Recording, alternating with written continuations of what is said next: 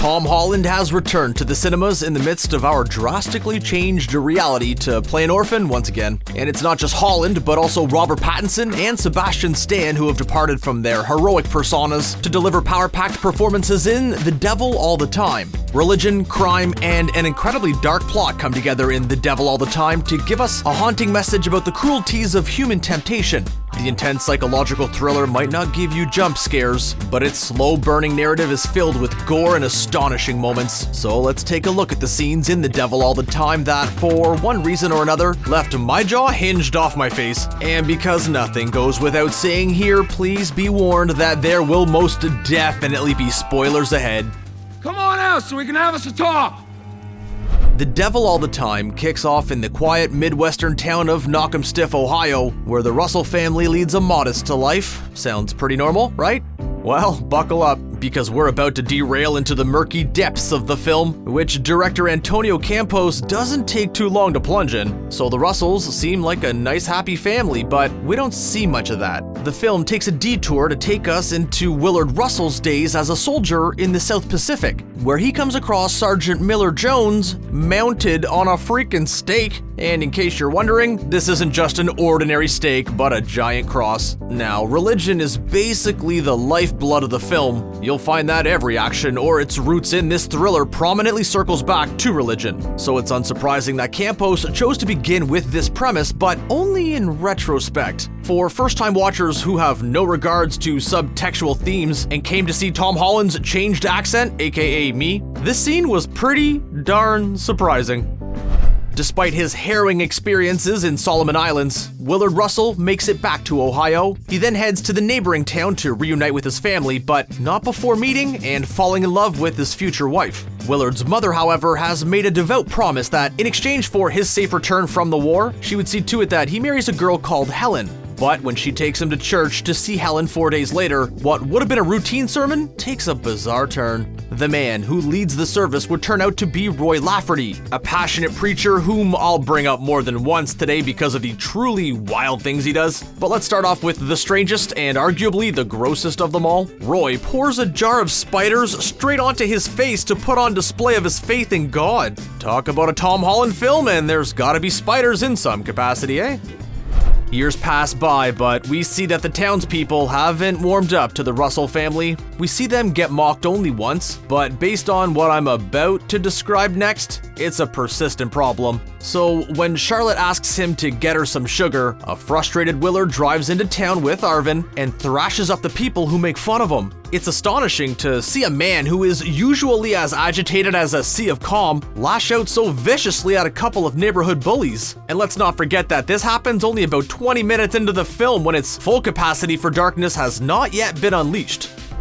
Remember when I mentioned that the prayer for Willard's safe return from war had a teeny tiny requirement that he must get married to Helen? Yeah, well, it seems like this conveniently overlooked precondition might have actually had biblical consequences, no pun intended. If you thought that the Devil All the Time universe had been unkind to the Russell family before, check this out. Charlotte gets diagnosed with cancer. As all on-screen doctors do in such times of despair, the one in this film promptly tells Willard that there's no way to destroy his wife's cancer. This drives him to seek help in prayer, and he channels all his faith in trying to get his wife better. This itself would have been sweet had Willard not gotten so persistent that he literally forces young Arvin to pray with him for hours at an end. This scene prominently highlights the beginning of Willard's descent into madness, and Bill Skarsgård fleshes it out so convincingly that it is genuinely creepy to watch. Now you pray now, you hear me? Yes, Lord!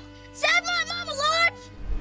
If you get through the first hour of The Devil All the Time and don't have the emotional range of a teaspoon, you'll notice that there's an adorable dog with Arvin all the time. Between his mother lying in her deathbed and his father not coming to terms with it, it's comforting to think that Arvin at least has a loyal dog by his side. Then again, I wouldn't be talking about it here if the movie didn't have other plans. When Charlotte does not become miraculously cancer-free, Willard decides that his prayers have not been impactful enough. In his urge to literally do anything to save his dying wife, Willard kills Arvin's dog Jack as sacrifice. If you think this is the turning point where the movie dials back on death and gore, you are rightfully mistaken. And that's because we soon find Willard himself lying dead at the very same site where he had crucified Jack. Helen gravitates towards Roy due to his powerful conviction in God, and they get married. That's cool. Respect that. Good for Helen. What doesn't turn out to be good for Helen, though, is also her marriage. If his spidery shenanigans didn't already make it clear, the devil all the time soon confirms that Roy is terribly disillusioned when he starts locking himself up in a dark closet to get himself closer to God. When Roy finally emerges from the closet looking somewhat saner, he takes a trip with Helen that seems well-intentioned at first. But after getting out of the car in a clearing in the woods, Roy stabs Helen in the neck as Helen squirms and bleeds on the ground. He frantically tries to revive her. Return, spirit! Resurrect! It's difficult to put down what's more frightening at this point, the fact that Roy killed his wife or the realization that he killed her because he genuinely thought that he could resurrect her. Religious consciousness is an overarching theme in The Devil All the Time, but there's another concept that goes along with it, which I haven't spoken about yet. It's the premise that the quote-unquote devil is amongst or within all of us all the time. And trust me, no one in this film exemplifies this better than Riley Keough and Jason Clarke as Carl and Sandy. Carl meets Sandy the same way, and on the same day as Willard meets Charlotte, and that's about the only thing that they have in common, because Carl and Sandy soon turn out to be sadistic predators. Their operation is quite simple: pick up an innocent hitchhiker, pretend to drive him to his destination, take sexual pictures with him, and then kill him brutally. Having watched these scenes myself, I'm more than happy to spare you the gory details. Helen and Roy don't quite grow old together, but they do end up having a beautiful baby called Lenora. Before embarking on the tragic drive that would lead to her death, Helen leaves Lenora behind with Emma Russell. Years later, Lenora is joined by a newly orphaned Arvin, and they grow up in the same house together. But they seem to have inherited their parents' woes because Lenora keeps getting bullied all the time, and Arvin looks broody and smokes cigarettes. Fair enough. A new pastor arrives in Coal Creek, and this one doesn't have any spiders up his sleeve. He is, however, a colossal scumbag, and I would have hated him way more efficiently if Robert Pattinson hadn't given a funny edge to his character. It wasn't my fault. The pastor lays his praying eyes on Lenora and gets her close to him under the pretext of doing godly acts. When Lenora tells him that she's carrying his child, he disregards their relation and silences her with impunity. The prospect of having a baby outside marriage scares and shames her so much that Lenora decides to take her life. The most devastating thing about this is that as Lenora stands on a bucket with a rope around her neck, she actually decides to live. Then her foot tragically slips and kicks off the bucket, causing Lenora to hang herself and accidentally die by what still looks like a suicide. The Devil All the Time is a good film, even if it is borderline morbid and chasing its subtextual themes. In the words of assistant to the regional manager Dwight K. Schrute, if The Devil All the Time was a killer, it would be called The Overkill Killer. But the movie has a few silver linings nonetheless. The star cast of the movie does an impressive job of bringing an unrehearsed authenticity to its characters. Robert Pattinson and Riley Keough are brilliant as bad guys, and Tom Holland was never more himself than he is as Arvin. However, my jaw-dropping takeaway about the cast came when I felt an eerie sensation after watching all of Roy's scenes, and then it hit me. That guy is Dudley freaking Dursley. The fact that the movie has such a familiar actor looking so tremendously unrecognizable is nothing short of an astounding revelation.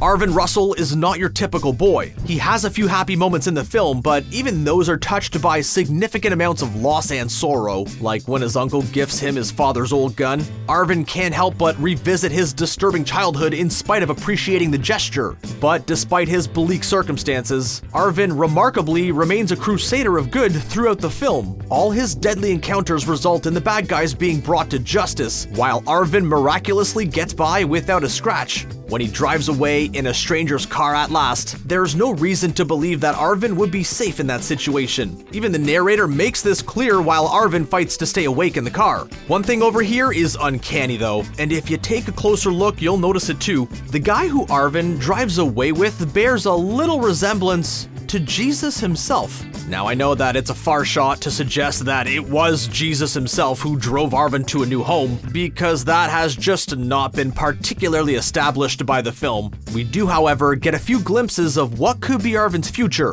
which show a small boy running around with a dog. One interpretation of this scene is that we're actually looking at his future family. Even if that's not true, and these are just glimpses of Arvin's past, then the fact that he can see happy memories can be a hint that he's finally made peace with his past. After the long trail of violence laid down by the narrative, the prospect of a happy ending for Arvin in The Devil All the Time is an incredible vision to see and cherish. Y'all have been awful nice to me, and I thank you from the bottom of my heart for the welcome.